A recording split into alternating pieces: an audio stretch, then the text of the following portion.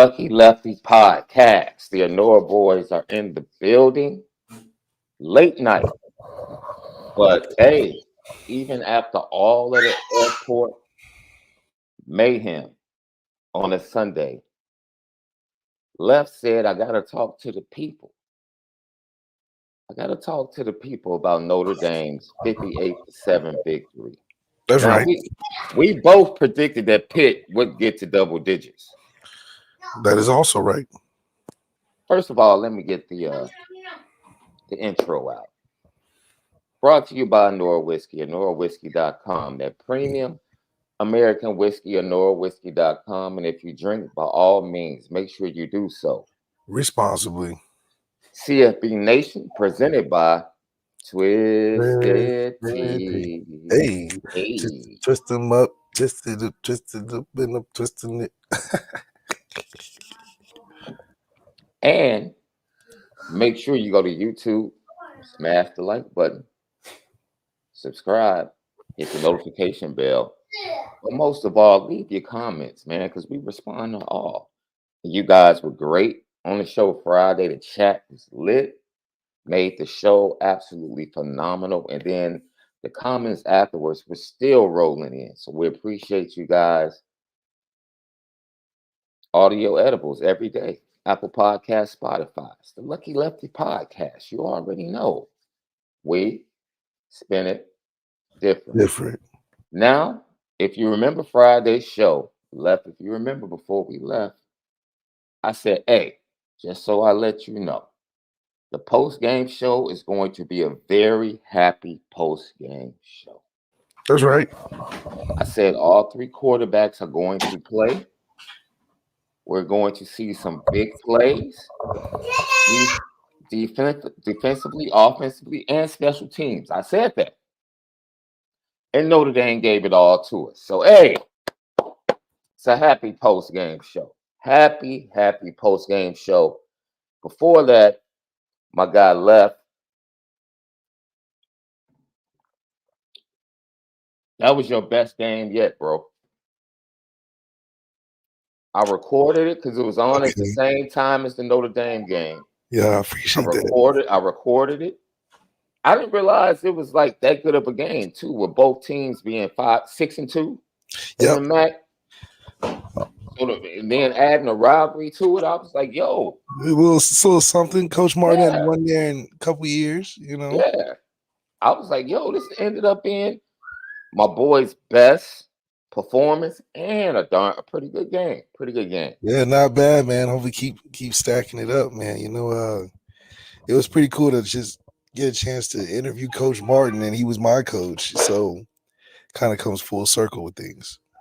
How was it, seeing Coach Martin when he recruited you to Notre Dame, and to see him now? They're on the schedule to come back to Notre Dame Stadium next year if Notre Dame doesn't change that out for another team. But how was it seeing your old coach?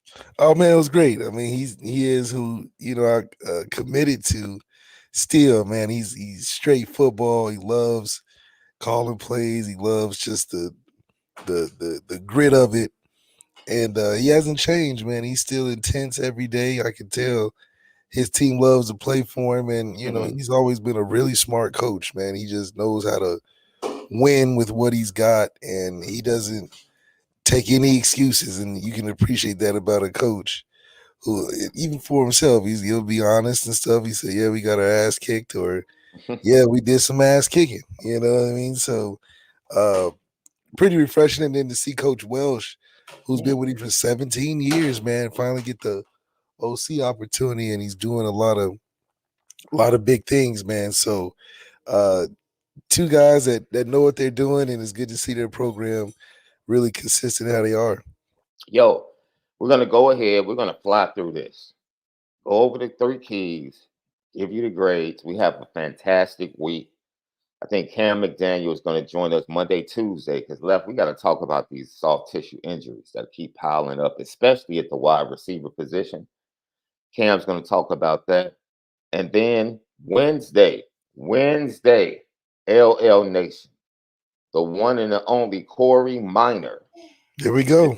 joins us at 11 a.m. to start the show. Lucky Lefty Podcast. Man, you talk about somebody that's killing it in business. Can't wait to talk to number 4. That's right. Yes, sir. He out here in California. Yeah, absolutely. So, Left, since we talked about number 4, let's start with number 4. And that is Chris Tyree finally becoming the playmaker for the program.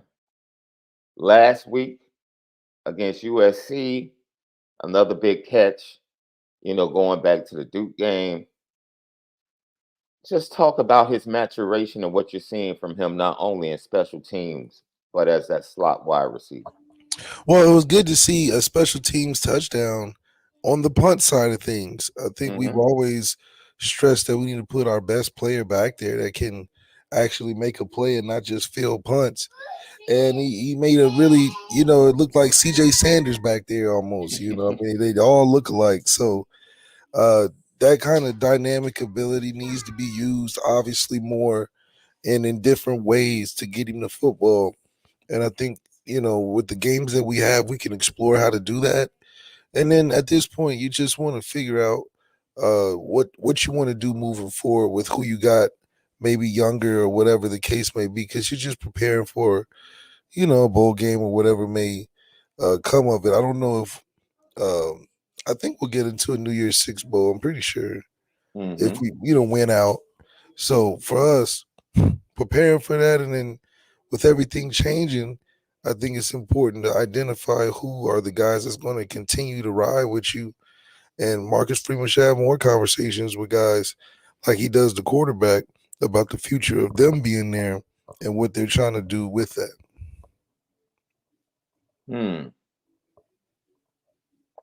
Yes, I believe Chris Tyree does have a year of eligibility in his back pocket.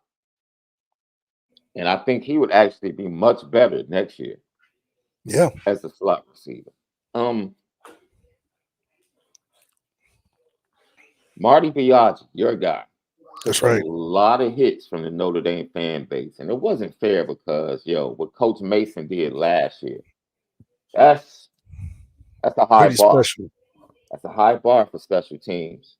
But back-to-back weeks, Jadarian Price against USC are back-to-back games. And then Chris Tyree takes it back on yesterday. It's good to see good things happening for Marty Biaggi because we hear that he works really hard and that he's a really good coach and he's a really good dude, man. Guys. Just he's got everything you would want intangibly from your coach that you respect highly.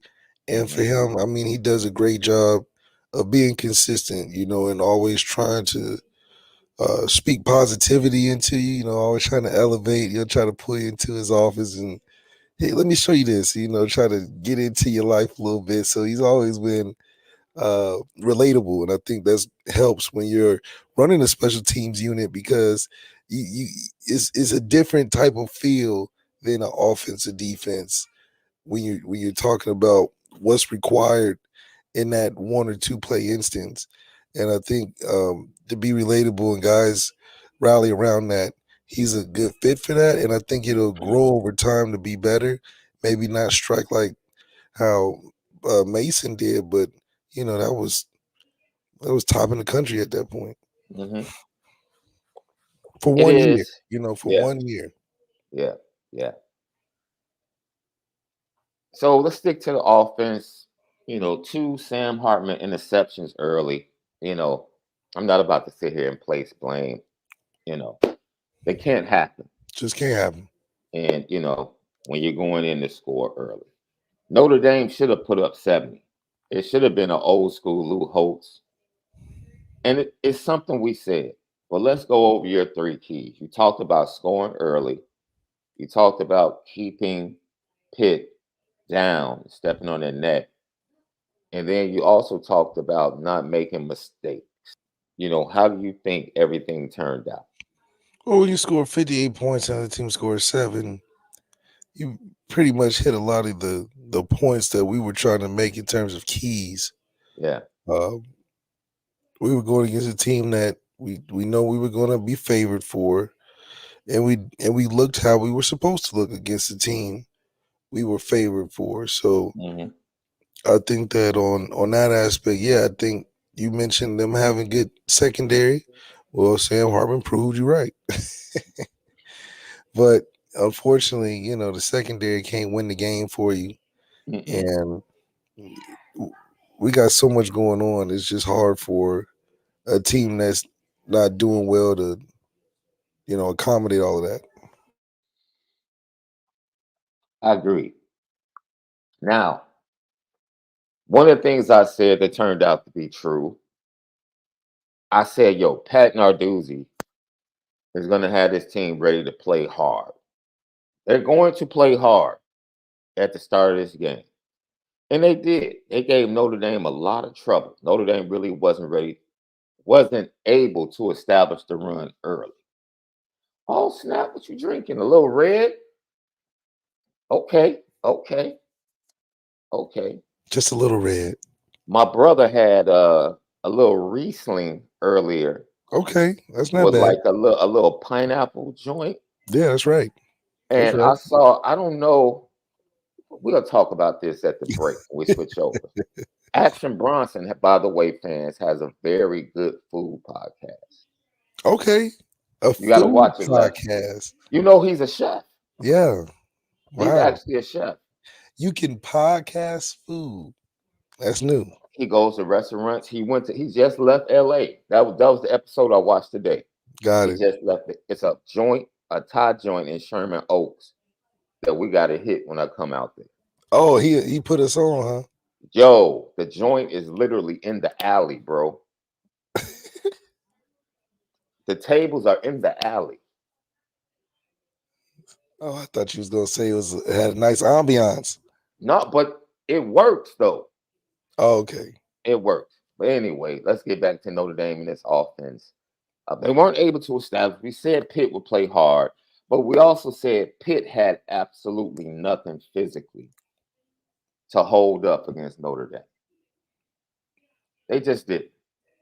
And I'm glad that Jared Parker, who, by the way, fans, you can say what you want to say.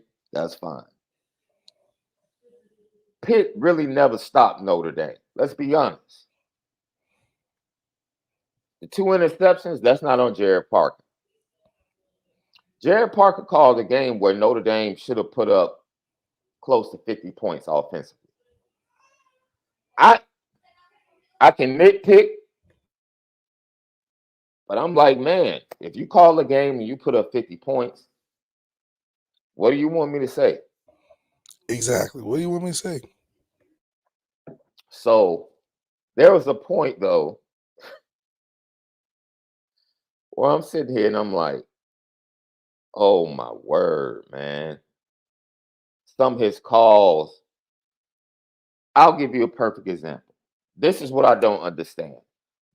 Hartman, you have an experienced quarterback, whatever you think about him.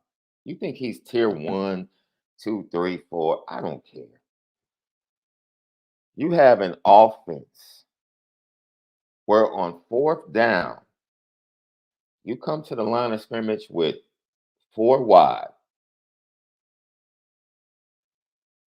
They blitz an extra guy and have the safety covering Chris Tyree, who has already burnt Pitt's defense deep early in the game. And you have a corner post combination on 4th and 4. Now, see, I'm troubled, Left, because Sam Hartman should have the ability to look at Chris Tyree in the slot and say, man, run the slant. Yes. Dude, I don't care if you don't want him checking at the line. The least Sam Hartman should be able to do is say, okay, they got more than we can block. That dude coming off the edge is mine. We got a post and a corner route. Let me just, give a head nod to Chris Tyree run this quick slot, first down. Now that's pre-snap. Post-snap, Sam Hartman, as I said before, has to recognize that's my guy. So I have to fade to the right to give myself a few more seconds to get this ball off. Because Mitchell Evans beat the safety like a drum. Yeah, he did. So that's just the execution we're talking about, pre-snap and post-snap. Things like that trouble me with this offense left. Like, how do you have an experienced quarterback and handcuff him where he doesn't have the ability to really make checks at the line of scrimmage? Yeah, that's tough sledding. I mean, we had the ability to be able to check if we saw something, especially if it's something that we could take advantage of real quick, move on, move the sticks or whatever.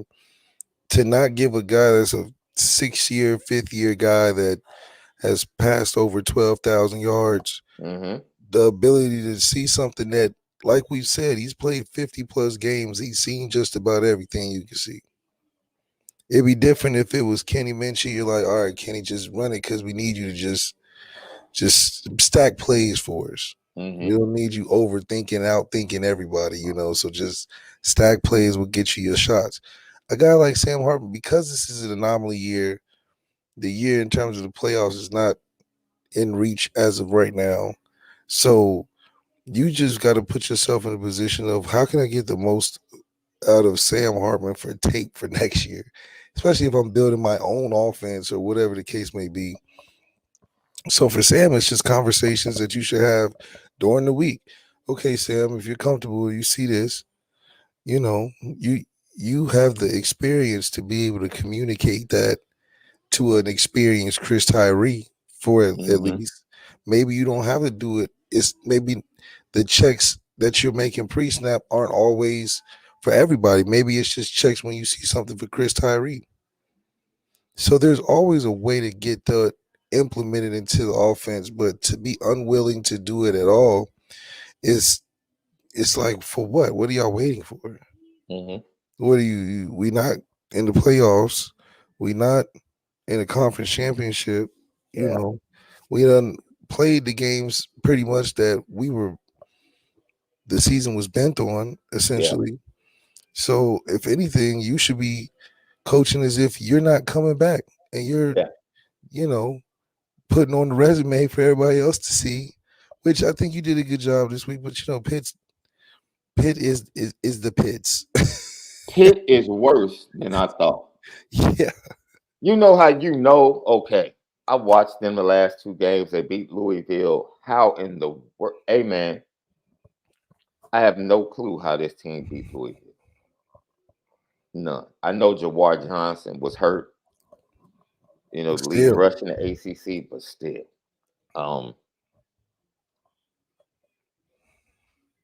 Yeah, that Mike Elko defense didn't look too good against Louisville yesterday. I just, I'm just saying. Well, you don't got the players either. Well, they just went through their own gauntlet of games, and they got tired as well. They just went through Notre Dame, I forget who else, then Florida State, and then Louisville. So, like I said, every team has to face it on their schedule. It was good to see everything that happened offensively. Of course, the 2 interceptions, not the most efficient game by Sam Hartman. 18-25, 288, 2 interceptions. Audrey Estimate, this is what I want to point out. 19 for 114, 3 touchdowns. And we said this was a game where you can hand Pitt the first 25 plays and say, stop it. And the aggression Pitt had early, that's what they were able to do. But eventually, they came back to the same hammer. And they just started to, man,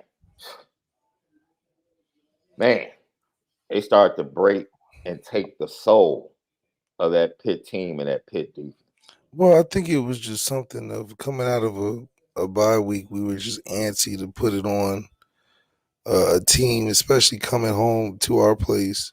And what really stood out was the fact that the team felt like they had a sense of pride and that they really took on the whole, or at least understand the whole mission of what the season was about, and understanding in that you got to demolish the teams that shouldn't be on the same field with you because it's about showing dominance.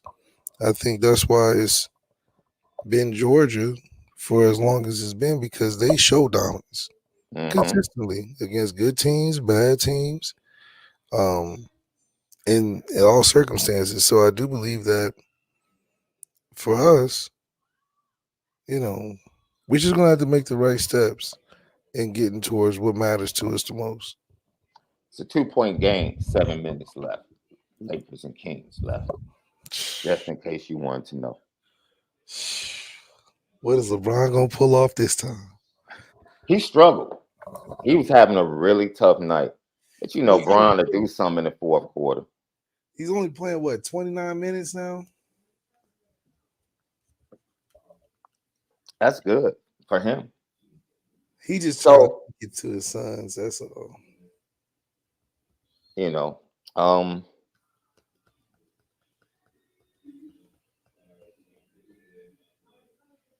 Irish fans, I said this on Saturday. Man, if I gave you an upgrade in players and an upgrade in coordinator, but you can only have one this off season, which one would you take?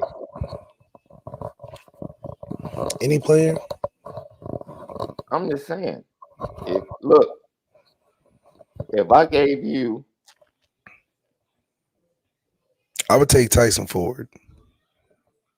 No. Listen to me. If I gave you 2 positions via the transfer portal where you got 2 studs versus going out and replacing the offensive coordinator, which would you take? Replacing 2 studs or getting the offensive coordinator out? If I got you a true dominant number 1 wide receiver and like a dominant rush in like Jared Verse, you would take hard. Man, dude, look. All of that, players make coordinators a whole lot better. They make the bad ones look okay. You think so? Because I think they make the okay ones look. Man, look. What's his name? The Bengals, Zach. You know darn well Zach ain't that good of a play caller, dude. Zach Taylor, the head coach. You know Zach Taylor is mid. You know that, Left. We all know it. Is he mid? Yes, he's mid, dog. Yes. He's mid. Damn. Nobody goes around saying, boy, that cat Zach Taylor be putting. They always talk about the Bengals players before they talk about Zach Taylor. Don't they? Yeah. Now let's go to the 49ers, who they beat today, by the way. Big win.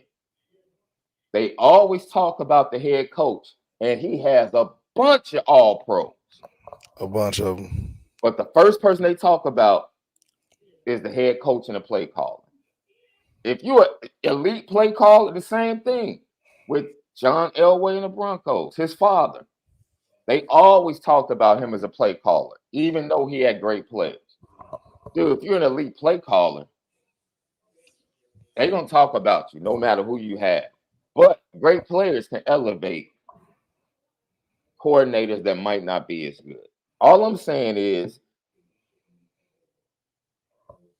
Notre Dame fans might be putting too much energy into asking for a new coordinator. I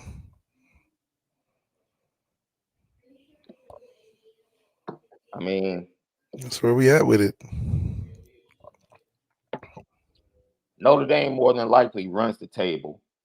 right? Ends up Yeah. 11-2, and you're gonna walk in the office and tell this dude, "Hey, man, thank you for coming in when Tommy just out of nowhere bounced, and thank you for continuing to run his offense like we asked you to do. But and we've scored more points than any Tommy Reese offense. But thank you for your services." Yeah. Well, that's the way to do it. I mean, the likelihood of that happening, it would be very gangster on behalf of Marcus Freeman. I would chuckle like, dang, okay, all right. But I just don't see it happening, left. Yeah, I mean,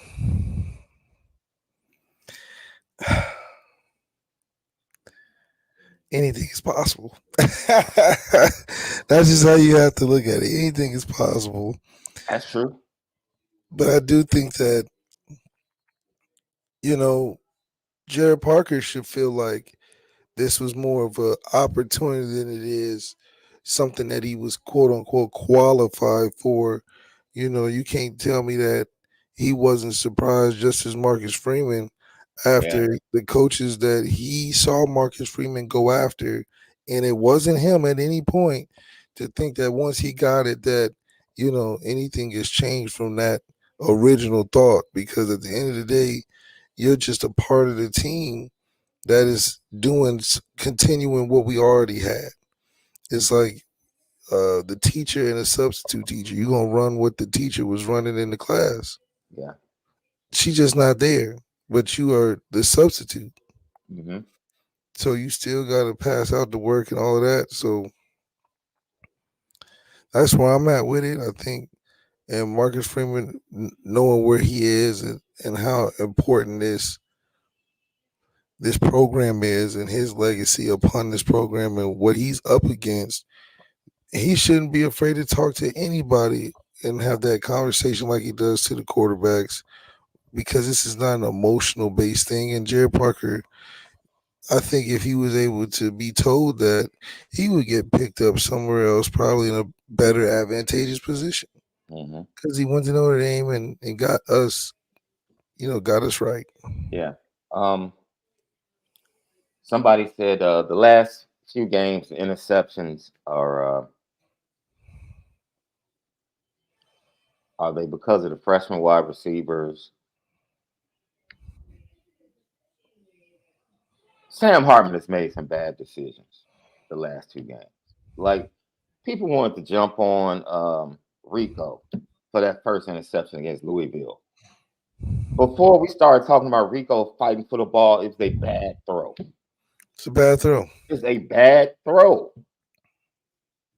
It's like, dude, it's almost like Notre Dame fans are disappointed. Notre Dame fans are either standing on the hill, the Heisman hill, that they planted the flag on when he decided to come to Notre Dame, unwilling to admit that he's not that dude. Yeah, I'm willing to admit it is the problem. I said, Or they're either just like bashing him to the point where he's like just this awful quarterback, which I know we've never said that. All we yeah, we said never was said that. we didn't get the juice or the squeeze that we thought we were going to get. I'll give you a perfect example. Forget the first interception, right? Pass Okay, interference. First of all, it was defensive pass interference, in my that's right. opinion. Rico could have flattened the route and went across the safety's face. Yeah, that would have been quarterback friendly for sure. That would have been quarterback friendly. All of that. All right, push that to the side. The second interception was there. What are you looking at? Yeah, what are you looking at? What are you looking at? Like, that's a terrible decision and a terrible throw. But he's gonna give you some of that. That's why he, you know, I believe came back to be able to clean that stuff up. But I think that's just who he is. Hmm. You know,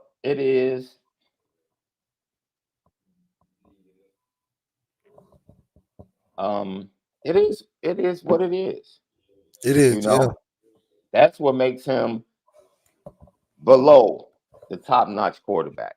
Yeah, it's just that finishing You know, factor. It's like you don't have the detail on the car. It's a nice yeah, Trans Am, but it's just don't have the detail. You didn't custom it.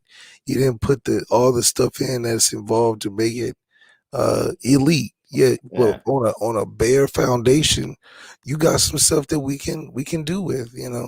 yeah, and that's all. You know, fans expected more. We expected more, and we just didn't get it. That's all. We You just know, didn't so get it. now we get to experience.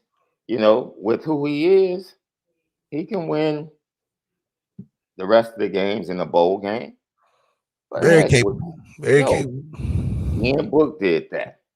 I mean, Ian Book, yeah, got Miles drafted. They kept playing that one-handed catch against LSU that Ian threw for all through the draft, everything. so you know, it is what it is. So no, I his interceptions and some of his inconsistency is just him. We pointed out the fourth down play, right? Right. Your tier two to tier one quarterback recognizes that, says this is on me. Even if you can't check out the play, man, I need to give myself a few seconds, float to the right, loft it up, easy first down. Easy. That's not what we got, you Yeah, know? and I do think that time, would make things better. Considering if everybody stayed in the same place all, on the offensive side, they would be able to come to a common place with that. Let's go ahead and give out the grades for the offense left. Okay. Okay. Jack, I was about to say Jack Cone. I'm Forgive like, me. you miss him that much, huh? You miss him that much after that second interception. You sound like Shannon talking about Skip all the time. It's like, man, move Oh, on, man. Sam Hartman, man. I think to be 288, able, two interceptions. you know, anytime you throw picks, it just doesn't look good on the stat sheet, even though you score 50 something points. I gotta give you a B. Coming out of a bye week, we were able to be at least functional Yeah. offensively. We didn't ask you, even in a game where we knew we were going to win, we didn't even ask you to lead in anything outside of your realm of what you're comfortable with. And so to do what we've asked you to do for this game, you did it well. So I give you a B. Let's go ahead and talk about the offensive line. They dominated in the run game. I felt like they pass protect pretty well. Even the second unit, when they came in, took care of business. Overall, what grade do you have for them? I definitely give them a B plus. They controlled the trench warfare and allowed us to do probably a lot more than us not being able to do that with, and securing that part of the game, and to be able to be doing it well in the run and the pass just shows how far we've progressed as a unit through the year, and that we're only getting stronger as the year goes on. So I'll give them a B plus. Running backs left. Audrey Estimate, 3 touchdowns, 114. Jadarian Price with one of the most impressive 7-yard touchdown runs you'll see in a long time. Yeah, I mean,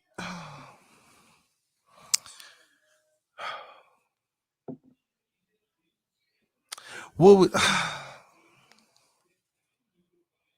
Mm, I don't know. I don't know. I think overall, it's just hard to tell. You know, when the teams are so lopsided, it's just like putting sugar on the S word in terms of the fact that we could. It may taste a little better, but to be so lopsided in the game, everybody's just going to look like it was fine. And I don't think this is a game we're going to really evaluate in terms of, oh, we can get better in these ways just because it was just too lopsided of a talent wise. Also, it was good to see guys just make plays. Like Christian Gray had an amazing pick, and that just shows the fan base the talent that's on the roster, that's festering and waiting for the opportunity to really get on that stage. And we got guys that are ready for that. So, you know, grading blowouts is just hard for me because everybody's going to be like, we beat them 53-7. Right. It can kind of lead you to overreact. Yes. Yeah. And I'm like, let's focus on inward. If that's the thing, if we can focus inward and realize that the season is the season, but we need to stick to developing these young guys and finding the holes we need to fix to be a championship team for next year. Yeah. With things changing, I think you almost have to like rethink the way you have your roster. Do you front load your roster with older guys, or do you try to keep a younger team to grow through the regular season and then have a chance to do something pretty big in the postseason, being that they're young? So the way Marcus Freeman has to structure his team with this playoff system coming in place, I think is something that you have to keep in mind when you're trying to finish the season on a high note. You know, these are about the finishing the season on not moral victories, but on high notes that give you promise going into another year that all we need is a couple things. You know, we want to leave this year saying, oh, all we need is one or two positions fixed and we're right there. And I think the way you do that is by finding your youth. Christian Gray, you know, you got your younger receivers obviously flourishing in ways. You got your running backs, you know, getting the rotations that they need. So it's going to be important how Marcus Freeman views the end of this season. How does he approach the end of this season? It'll be better for him, especially as a young coach growing into expectation season. Because I do think year 3 is the we're looking at you with the spotlight. Lucky Lefty podcast. We'll talk about that Christian Gray interception when we switch over to defense. Let's finish it out. Wide receivers yesterday. Look, Left. I'll give him a B. Yeah, no, I'll give him a B. I was cringing. I was like, I hope Left is about to be nice, man. Yeah. You know, executive producers here just trying to figure out their role. Hey, you know, Rico had a big day, run and catch, run after the catch. Tobias had a deep ball. It should have been a touchdown. It was underthrown. He had to slow up and wait for it. Chris Tyree had a phenomenal catch. Phenomenal. Catch. He had a phenomenal game. Yeah, he did. Braylon James had a nice. Dude, do college football teams have something against quick slants Left? They do. They must. I'm like, dude. Cats are playing 7-8 yards off. Well, not the MAC conference. The MAC conference, they get to them slants. They love them slants. So it was good to see the kid Cooper Flanagan, the freshman, get his first touchdown, the 19-yarder. Oh man. Yeah, that's what these games are about. Honestly, that's what these games are about. So yeah, what grade do you give to the wide receivers? You said a B? Yep, gave him a B. Tight ends, like I said, freshman gets his. Hopefully, Mitchell Evans is okay. Um, it was shoulder right on the side of his knee. There really wasn't a lot of movement. It was just like bang. So it's probably sore. They'll learn more. To, they went through everything today. I'm sure we'll hear about them tomorrow. I'm gonna keep it a buck. Clemson's so bad they don't need. That's Yeah, how awful Clemson is. Clemson is so awful they don't need them.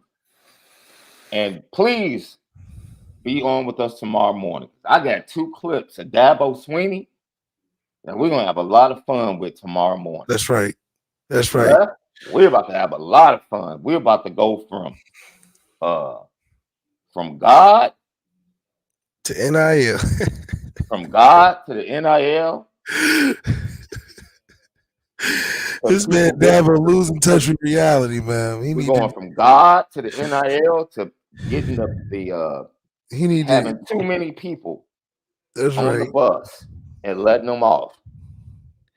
Yeah, this man needs to be operating a mega church, not no football team. The way he's pushing this propaganda out here, trying to cop pleas for this football team, and it's like, Dabo, you know what you need to do, and you over here talking about you need to lighten up the load. Yeah, come on, man. This man is a trip.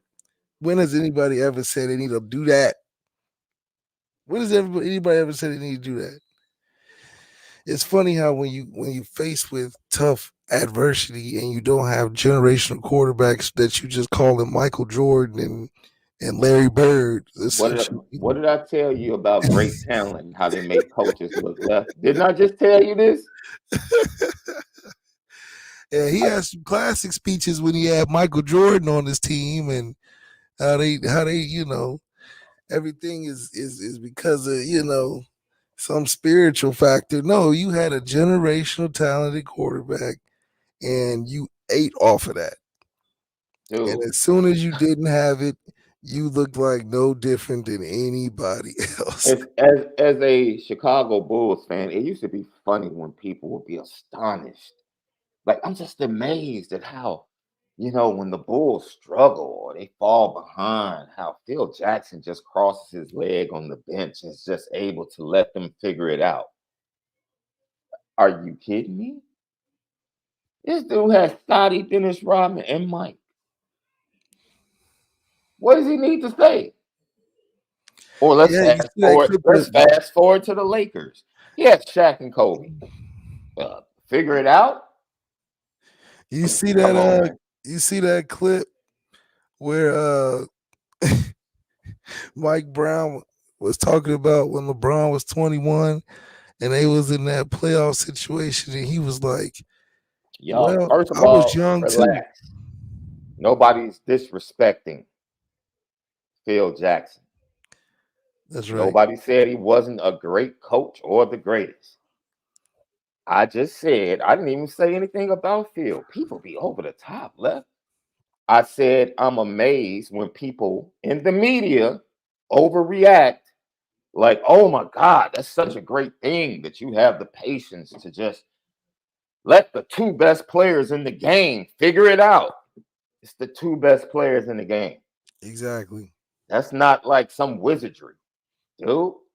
When you have the best players, you can let them figure it out. You don't have to waste meaningless timeouts. You don't. You don't. And that's just, like I said, media people overreacting like, oh my God. It's like, dude, come on, man. Lucky Lefty podcast. So those are the team grades. Went over the 3 keys and how they played out. Great performance. First string, second string, Steve Angeli. Hey, I'm happy for you, kid. Yeah, I'm definitely happy that you were able to walk on that field and perform the way you did. put 6 some or good tape 7, out there 92 for yards. team, Absolutely. 1 touchdown. You got to advertise yourself, brand it. Yeah, That little rollout where you threw it and you was opposite arm, that yeah, whole thing. It's like that. Some teams gonna watch that and be like, you know what? yeah, That would look good in Jersey over here. yeah. I just think that um it doesn't change anything that I said or left. Does it change anything you said on Friday? I don't think so. I don't think so. But I'm not about to rain on the young man's parade. That was fantastic, man. Fantastic for the young man. Yeah, I saw some question and comments about it. If Marcus Freeman knew at this point that his starting quarterback was on this roster, he would not have a conversation with the coaching staff set up for the next bye week. That's They it. 100. Yeah, they definitely should. That's it. That's it. Your head coach has already told you, I'm not sure if my starting quarterback is on this roster for next season. He's already said that. So it's Yeah. not about us. It's not about any other show, podcast. The head coach said that. There's going to be a discussion amongst the coaches, and we'll see. We will see. My advice is still the same for Steve Angeli. Can you hold off Kenny Minchie and CJ Carr for 2 years? Because as a quarterback, you should want 2 years where you can play at whatever school as the starter. That's it. Yeah, that's it. Now make your decision. Make your decision. Lucky Lefty podcast. When we come back, we'll get the defense out of here, players of the game, and we'll let you guys go. Lucky Lefty podcast. We're back. Lucky Lefty podcast. Notre Dame smashes Pitt 58-7. Should have been 72-7, honestly. Pitt is that bad. So It's in the bad for pits. Pat Pits in the Narduzzi. pits. Yes. CFB Nation presented by T. Baby. So I teased the fact that Action Bronson left has a food show Really? on YouTube, bro. And it's called F. That's delicious. What? You know, the expletive F. Wait a minute. What's he? The expletive F, comma, that's delicious. He hit a he hit a spot in LA called Little Fish. Have you heard of it? Little fish. Yeah, I heard of it. Yeah, he had a striped bass sandwich from there and said it was amazing. A what? A fried striped bass fish sandwich. Wow. Said it was absolutely amazing. I mean, yeah. Just to imagine all the flavors right there. Oh, they say it's on Hulu. Heck, they put the shows on YouTube. So, Yeah. hey, Hulu, YouTube, it's streaming everywhere. But yeah, um, Sherman Oaks, this Thai spot. I can't pronounce the Thai spot. But it's something Thai. I'll text you the information. We have to go. We have to go. The only thing about Thai spots is they don't believe in cooking the meat as long as I like my steak cooked. They love the pink. And I don't mind a little pink left, but I like my beef with a little fire to it, if you will. But they went to this Palestinian spot in New York. Bro, some of the dishes they made like a dill sauce. They laid it out on a platter They put vegetables, grilled vegetables, in the middle, and then they made these lamb pitas. They did some what? They made these lamb pitas Oh my goodness. and put the lamb pitas, cut them in half, and put them in the dill sauce. What? Bruh, bro, man, I was like, hey, this is what That's I some call serious this stuff is going on. this is gyro on a whole nother level. Oh yeah, this is something different. A whole nother level. Then they made baked bread. I forget the name of the bread, but it was baked bread. The middle of the bread was kind of left open, and and three different cheeses were baked into that part and mixed into that part. And then they took egg yolk and a slice of butter and put it where the cheeses were, and the cheeses melted the egg yolk and the butter instantaneously. I mean, like instantly. And you stirred it left, What? left, left. This is too serious right now. I'm just saying, man. If you haven't seen it, Action Bronson. He is a chef. He has a food show. Um, yeah, man. F, that's delicious. So defensively, Al Golden just it got to a point, man, where Pitt started making a few plays, but Al Golden doesn't give a darn left. No, he doesn't. No, he Man, doesn't that at all. dude, he is coming first down, second down, third. He doesn't care left. He is coming left. And it's crazy because I like it. Absolutely. Just keep putting it on them. Don't even let them, think that this is just us trying something out. We are an aggressive team. And then yesterday, Benjamin Morrison doesn't even play. Doesn't even play. Cam Hart leaves early in the game. By the way, he's cool. Elbow contusion. He could have played, but the game was in control. It's like play for what? Let the young guys get their shine in. And then you put in Jaden Mickey. Dude, Jaden Mickey literally could have had three interceptions and 2 pick sixes yesterday. Yeah, pick six was nice. He just missed on the first one. That could have been a pick six. And he jumped up. He finally got one. Prayers to their family, man. It was reported by another site last night from the Mickey family that his mom, who had been going through chemotherapy, has decided to forego further treatment and is in hospice. Um, as we say all the time, left sitting back watching. You never know what these young men are dealing with. That's right. You just never know. And we still believe in the power of prayer. I still believe in the power of healing. And I'll stand fast on that until I hear different.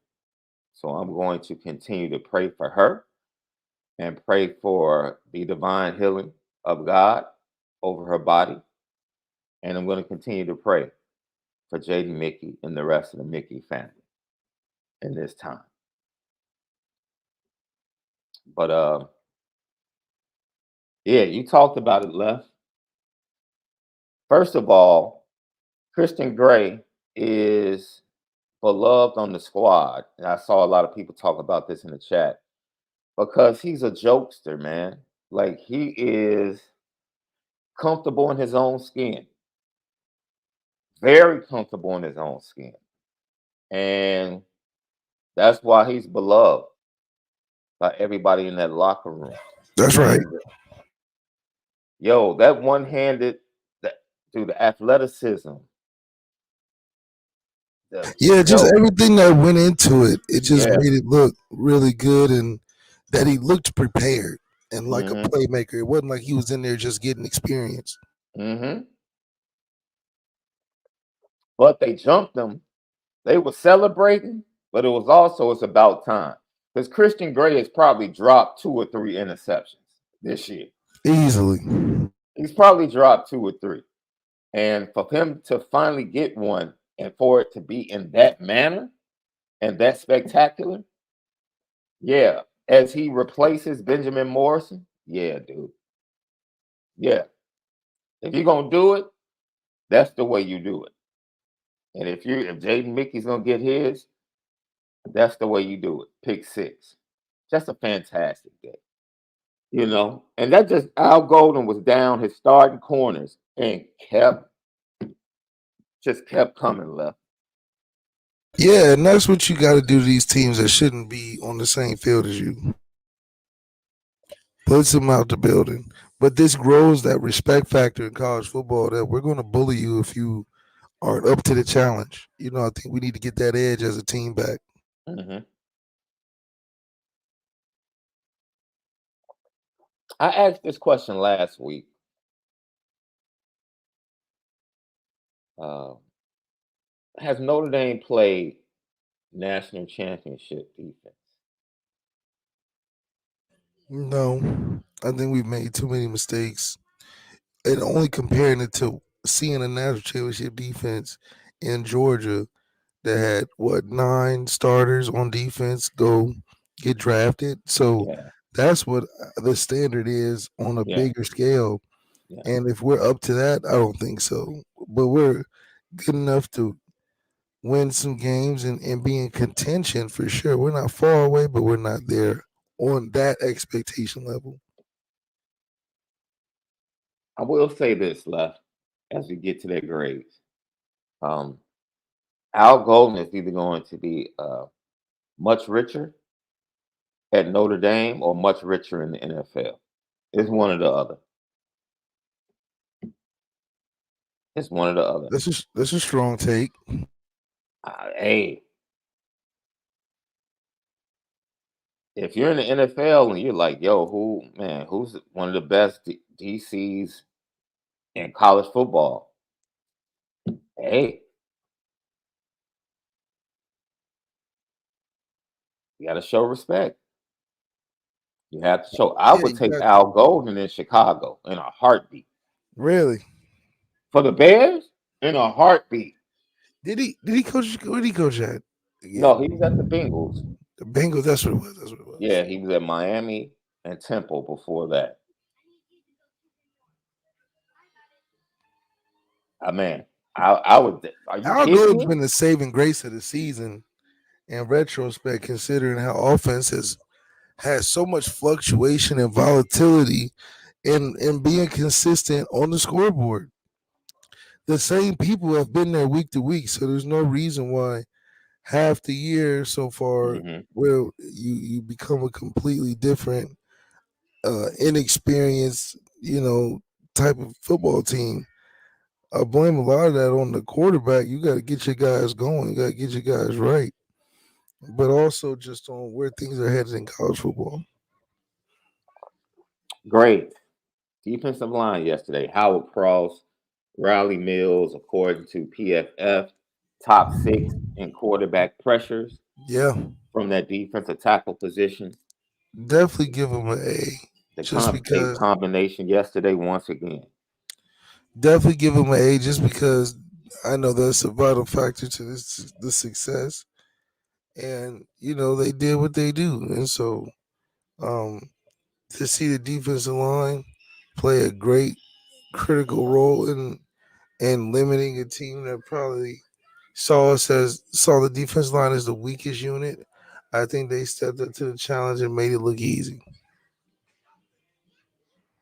Linebackers. The linebackers played well. I mean, I was so impressed. I think it was a play where Bayor got outside. Notre Dame pressured him. He got outside, was able to run to his right, and Maris Leofow. He had a wide open receiver, and Maris Leofow was able to bat the ball down. JD Bertrand made a great play. on a couple of toss sweeps. They played really well yesterday. They really did. And they blitzed all day. Even when Drake Bowen came in, the linebacker core played really good. Yeah, and that's what you want. You want that thing to trickle down, and the linebackers is where it starts, and people feed off of that defensively, even when you may not be the most skilled.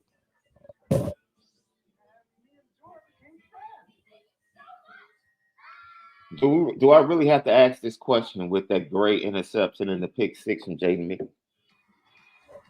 Might have to. Okay, the secondary left. Gotta give him an A, man. That's it? No A plus? Okay, A plus, but A and nothing less than, because they are the reason why it's still hot and there's still good going on. Yeah, yeah, absolutely. So those are the defensive grades. Uh, both coordinators, in my opinion, did a fabulous job on yesterday. In my opinion, give them a pass. No need to even dissect grade. Can we talk update tonight? According to reports from several outlets, the head administration and regents at the University of Michigan had a emergency meeting tonight. And the topic of discussion was Jim Harbaugh. According to reports, the contract extension that was being negotiated has been pushed to the side and is no longer on the table. And we will find out other things that have been decided from that meeting in the coming days. Oh man, would the CFP committee actually keep them out of the playoffs because of this left? I'm not sure. I don't know how that plays out, especially if they win out. It would take a tremendous amount of guts to keep them out of the playoffs. Really? It would be a gutsy move. I would understand it. I would back it based upon, heck, it's more information coming out, and just based upon the information to this point, bro, I wouldn't have a problem with it. I just You wouldn't. wouldn't? No, I wouldn't have a problem with it. I wouldn't. I wouldn't. I wouldn't have a problem with Michigan if they dismissed Jim Harbaugh. Really? I would. Because they didn't extend his, or they rescinded his extension, right? Hmm. So that's just setting him up for the NFL, right? I believe so. Because so basically they fired him. They just finishing the season. If you want to lay it down like that, quite flat,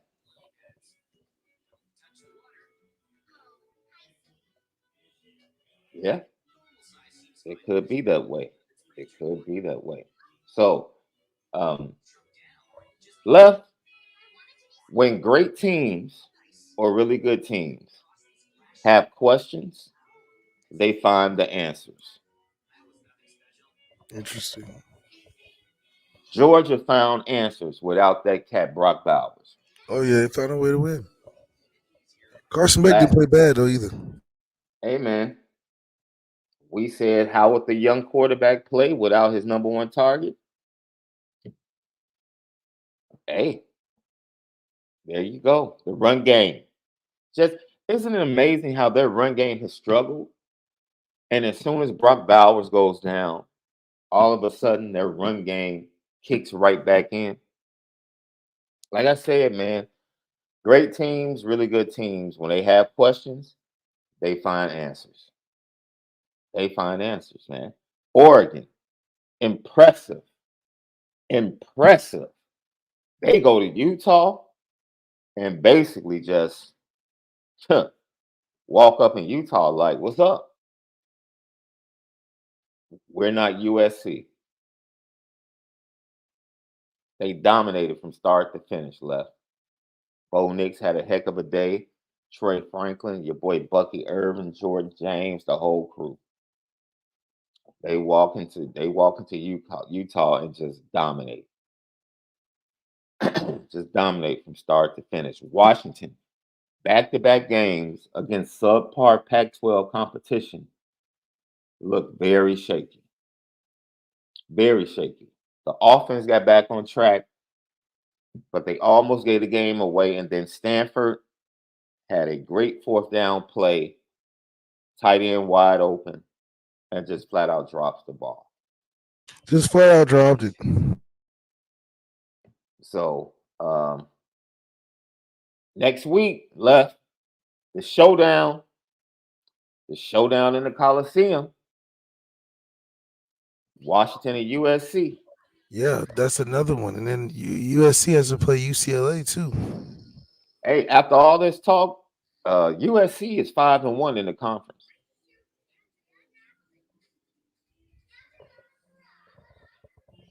After all of that talk, I'm not worried about Stanford because Stanford has been able to do things against average to bad defenses. If you look at Stanford, anytime they've played a decent defense on their schedule, they really can't do anything. Drake May in North Carolina dropped 2 in a row. Virginia, You think they got I something? think Virginia, if I'm not mistaken, is tied for second in the conference. In the ACC, Georgia Tech with a big win, and you know the defenses in that conference are absolutely horrible. Yeah, you Just know, horrible. they're scrapping up what they can find and put defense together. Mm-hmm. Absolutely. North Carolina State takes out Clemson. Clemson is 4-4 on the season. They won't win 10 games for the first time in a long time. And left Cade Klubnik. Remember we had the discussion on Friday and somebody was talking about how talented Cade Klubnik is? And I said, talent isn't the issue. It's his decision making. Like, no one talks about his talent. He's a terrible decision maker. And guess what happened against North Carolina State? Second half, still a game. Bad decision, tip pass, pick 6. That's your margin of victory for North Carolina State, 24-17. And prayers up to Will Shipley. He took a really bad hit on the goal line, right to his spine, to the back of his neck. Concussion protocol. Not sure if he gets cleared for next week's game. And if they don't have Will Shipley against this Notre Dame defense, woo! Man, it might get ugly in Death Valley. It definitely might get ugly in Death Valley because Maffa, that run game doesn't scare me. And then, Shipley was really, you have to worry about him the run game, the passing game, special teams. That's a lot to take from them offensively, and they struggle to put points on the board anyway, left.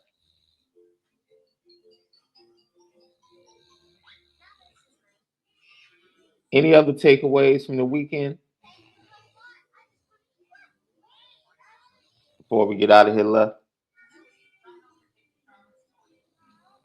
Seeing Notre Dame 58-7. Crazy day in the NFL. Penn State barely beats Indiana. Not impressed. Ohio State gets a big win on the road at Camp Randall. Marvin Harrison goes bananas once again. Louisville dominates Duke. Riley Leonard tried to give it a go. He was ineffective. They shut out Duke. Your boy Malik Murphy Made a couple of mistakes early in his first start, but got things going. Very impressive in the second half. 35-6. Texas over BYU. That was an impressive win. And Kansas ends one of the longest losing streaks in Power Five as they finally beat the Oklahoma Sooners 38-33. They get it done. I didn't think they would get the ball back late. They get the ball back and they're able to go down and score and hold on. Fantastic finish, fantastic game. Florida State smashes weight, not much of a game. And USC with the comeback, they were down as much as 17, I believe, in this game to Cal. They come back and get the victory on the road. Cal went for the 2-point conversion at the end of the game. Unsuccessful. 56-55. But it's USC also pulls out amazing the to win. see how a guy like Caleb Williams can battle back. Especially against the teams that he wasn't expected or to be unconventional in terms of putting up a challenge. But that's the Pac-12 right now. Probably the best conference, still the best conference in college football. Yeah, the Fafita kid, he's tough. The little freshman quarterback at Arizona, he is tough left. He played against the Trinity League schools in California. That's the modern day He's Boston. he's from he went to Servite, Troy right? Yeah. Nicholas's high school, and so he's under the radar recruited because obviously he's like 4'11" or whatever the case is, but the man can play football, so it's just one of those enigmas, and he's got the confidence all time high because he's played and broke a bunch of records out there too. So now it's just a matter of them putting it all together on his end. They get the victory. They take down number 11, Oregon State. And it was a big time fourth quarter drive by the young freshman. Big time drive. He almost led that upset of USC at USC. He's been very impressive as a true freshman. That's right. Very impressive as a true freshman. UCLA scores late, takes over in the second half, 28-16 over Colorado. Let me tell you. Colorado really can't block, man. They really can't block. Let me tell you something, man.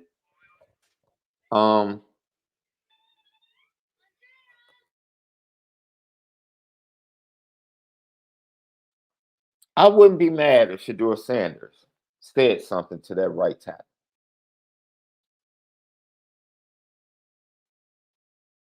I just wouldn't, Left. I feel like he has every right to go tell that dude, hey, man, you messing with my money. Not my money right now. Every hit I take, you're jeopardizing my money in the future. Okay, I think that's fair. Heck yeah, that's fair. Because, dude, you're not even giving effort. Like, when you don't touch dudes coming off the edge, man, we have a problem. No, a big problem. We had a problem. If you just look, I watched 95 for the Chargers just literally push Cody Whitehair, just flip him. Embarrassing, right? Embarrassing. But man, dude, you ain't no coaching that. He's bad. Just like the same, there was no coaching came at. You can't coach bad, bro. Bad is bad. You can't coach bad. You can't coach slow. You can't coach bad and slow. You can't. You can only try to put your team in the right positions, but it's just the fact that most of these teams aren't, especially what Marcus Freeman is doing, is that bad is bad and that he makes it like that. And he has to continue to put that in the minds of the fan base that when we play bad teams, when we go against bad competition, we're going to overcome that on a dominant level, and that's going to push the narrative.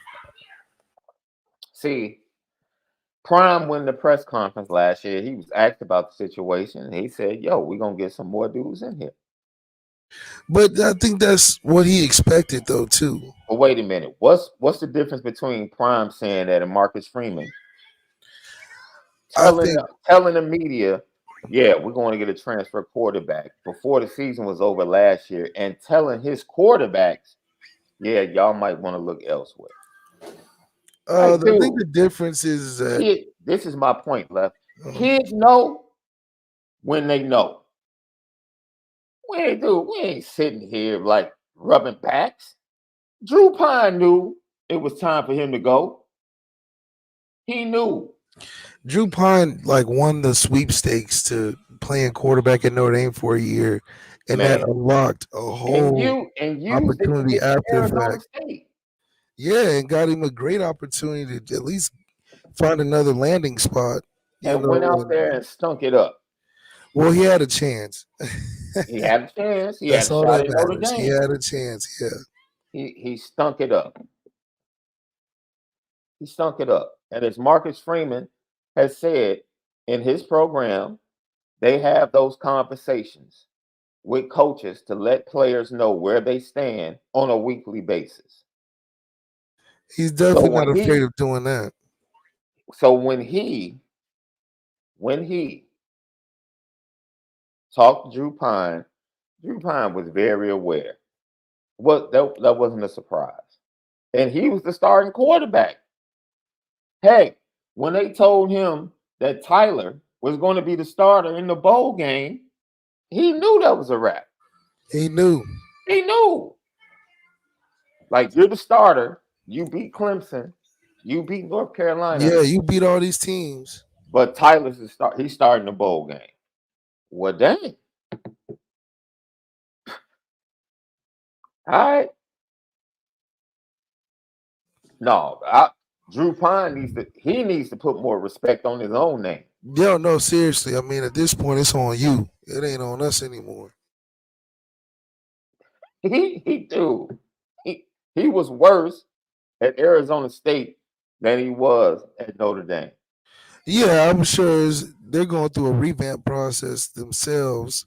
And what we doing at Notre Dame is we've had some consistency with over the years. So it is a transition period. And it takes a 2-year transfer. If you're going to make an impact at the quarterback level, it would be favorable if it was a 2-year thing, not a 1-year thing. Yeah. Because we're not set up for a 1-year thing offensively, just have a new guy coming in every year. Yeah. Hey, man. Hey, I know people might prefer one way over the other.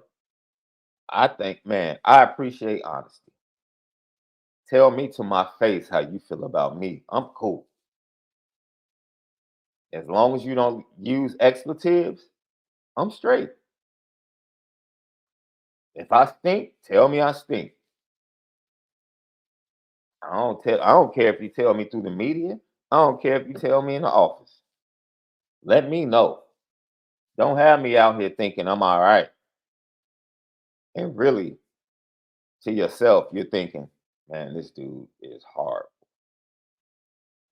This dude is horrible. Let me know. Just flat out let me know. Let me know. Let me know.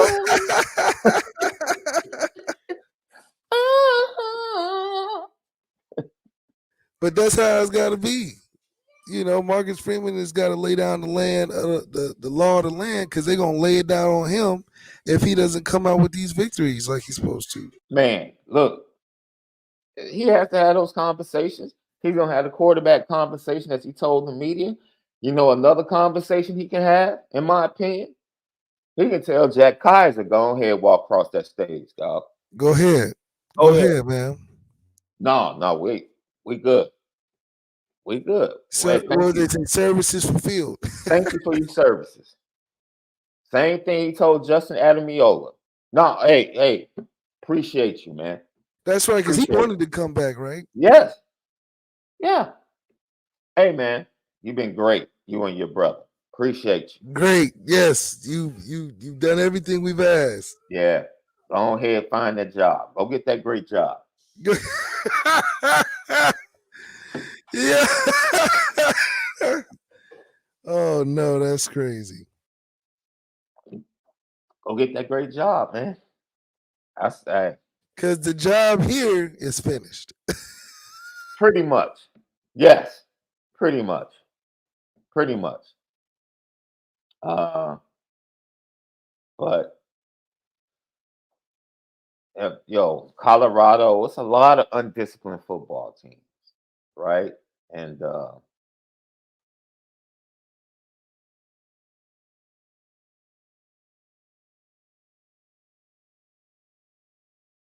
but bad is bad, bro. It's a lot of bad around. Remember, I tell Notre Dame fans all the time how bad offensive line play is around the country left. When they get to nitpicking with the Notre Dame offensive line, I'm like, man, no. I promise you, you don't know how good you have it. I promise you, you don't know. Just stay up late and watch offensive line play, bro. Just, just give it a watch one Saturday. Just give it a watch. Did you think that Shiloh hit was Man, they BS? just such a ticky tack call. I think that did change the defense for them because they said he's the communicator. So, when that's the case, things are going to be affected and it ended up being affected. And it wasn't the game that it should have been. At that point, I think it was still what was it 7-6 or was it 14-6? I forget. It was close. It was It 14. was still a one possession game. Yeah, it was still a one possession game. So Notre Dame ended up at number 12, if I'm not mistaken. And we'll see how things go. We'll hear from Marcus Freeman tomorrow morning. We'll laugh at Dabo Swinney as a fan base. Might even have to open with it. Dabo should give Marcus Freeman a call and ask him to send the heart of the Clemson program back to him because Notre Dame snatched it last year, and they've never been the same. And they've never been the same. Clemson won't admit that. I've actually seen one Clemson podcast admit it, Left. One Clemson podcast flat out said, we haven't been the same since Notre Dame. Hey, well, I'm glad somebody's got some common sense down there in South Carolina because I think we did a number on them that they weren't expecting for sure. Hey, man, it was a beatdown, and I expect a similar beatdown. I expect Clemson to come out, play hard at home. Notre Dame, and we'll get into it. Just weather the storm, weather the early storm, run the ball, do your thing, chase Cade Klubnik all day. He'll throw the ball to you. And there you have it. And there you have it. You know how the trend with Sam Hartman, because he struggled against Pitt last year. He struggled against North Carolina State early. He struggled against North Carolina State. He struggled against Louisville last year, and he struggled against Louisville. Well, Sam Hartman has played pretty good against Clemson. So, if the Sam Hartman trends continue, Sam might come out with one of his best games. Yeah, Sam might go out there and really show you something. But I do think it's going to come down to figuring out what Sam is going to be able to be more successful with, finishing the season with, and then going to familiar places. He's got more experience playing at these places than anybody on the team. So he should be the definitive leader. Go out there for the coin toss. Yeah. To let the guys know, hey, I've been here, done that, and we're finna win this game and ride behind me, Do you know your game this week left already? My game this week is Liberty, who's undefeated in Conference USA. Mm-hmm. They are playing La Tech, who had a drop off once they lost their quarterback to graduation, but they got a guy named Smoke Harris that is like the utility guy. He does everything. It's like 5'6", like a That's Tyreek a Hill that's type a of player. dope that's a dope name. Smoke Harris, I know, right? Smoke That's a Harris. dope name. That cat smoke hairs. All right. What time is that? Because Notre Dame plays early left. That's a noon kickoff, brother.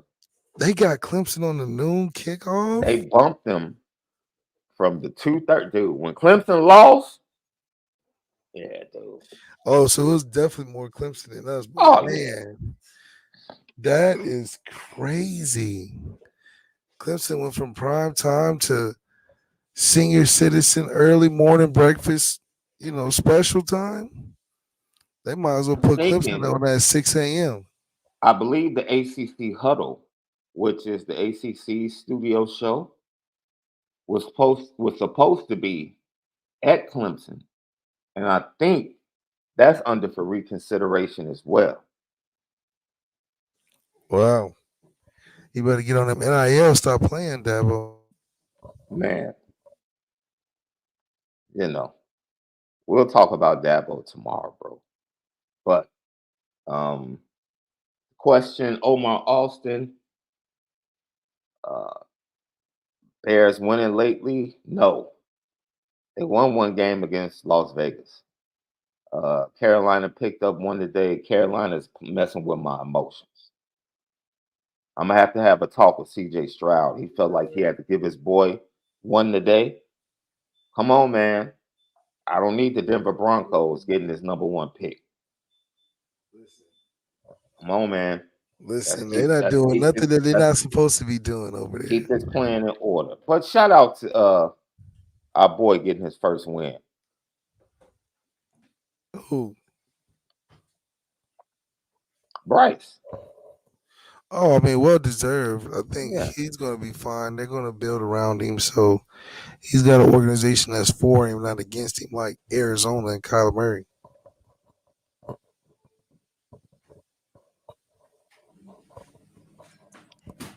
Yeah, Arizona's trying to stay in the running for that pick too, dog. That's why they keep pushing Kyler's start date back. Like he's clear, but he's not supposed to start for another couple of weeks. Like, come on, man. That's right. That's right. Like, let's stop playing. And then shout out to your boy, man. I hate that he tore his Achilles today. I actually saw it live. Who? Um, and he was playing well, dude. Have established another number one receiver in Jordan Addison. Justin Jefferson is 2 weeks from returning. And to have Kirk Cousins tear his Achilles today was just, Oh, Kirk Cousins tore his. Oh, yeah, that's right. yeah, I saw it left. And that's what I hate about the Achilles because you can see it because of the ripple effect. You see the ripple effect in the, right there by the ankle. And it just looks, it's so devastating, man. All he did was try to step up in the pocket and replant left his back foot. That's all he That tried to do. that's the worst is when you try to explain how like it really wasn't nothing and Man, it end up being. I mean, it's going to affect him obviously, it's his then it- contract year left. but then again, he doesn't need to be Lamar Jackson. Facts, facts. He just need to be able to be available, Yeah. and he'll find a way to get paid. Is it with the Vikings after what happened? I think this gave the Vikings a nice excuse to try to rebuild and move on. But if he didn't get hurt, I think they would be almost be forced to sign him to whatever they wanted. He wanted. Hey, I tell you one thing. Brian Flores is a defensive wizard, bro. Wizard. The I agree last with that. part, what they did to Pat Mahomes, what they did to Justin Fields, what they did to Jordan Love, bro. Defense and Harrison Smith is playing his arse off, dude. He is playing, bro. He's playing his tail off. That's right. Um, yeah, man. And I can I get something off my chest, left. I don't even really want to use. This would be a waste. This is petty train worthy. Hey man, look, I'm ticked off, Left. Okay. Stop putting all this darn pressure on Patrick Mahomes, man. Stop sending him out there with garbage at receiver, man. Stop. Stop being cheap. Go get this man an actual veteran receiver, man. That's right. Dude, that's the dumbest thing in the world. Oh, we got a big time quarterback, so we don't need to go get. Man, come on, man. Heck, the Eagles got AJ Brown, who literally is playing like the best receiver in all of football. And they go get Julio Jones, who scored a touchdown today. Scored a touchdown today, that's right. And shout out to our boy, who everybody gave up for dead as a wide receiver. The Texans years ago, Arizona, and all he does is go to Tennessee with a rookie quarterback and keep putting up numbers. That's all he does. Since he was at Clemson. That's all he does. People don't listen. Rashee Rice is not a good veteran receiver. He's a rookie. He's a rookie. Rookie. That's all I'm saying, man. He's a rookie. Stop Justin Watson, man. And then this cat hit on 4th down. He hits this Sky Moore dead in the hands. What else do you want this dude to do? Mike Tomlin, I disagree. That's your opinion. See, it's just disrespectful.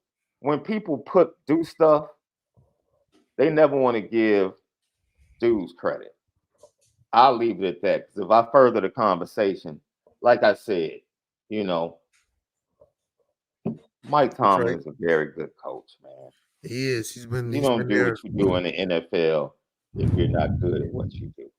He's been over 8-8 he's won 8 games in how many seasons? Yeah, stop all this, man. If that's the case, Bill Belichick isn't a good coach. If we're gonna do that, because he's been trashed without Tom Brady. If we're gonna sit up here and try to nitpick and do, what do you want Mike Tomlin to do? The dude had to play Mitch Trubisky today. That's right. We already knew what that was gonna be. Low scoring. No, trash. Because he's trash.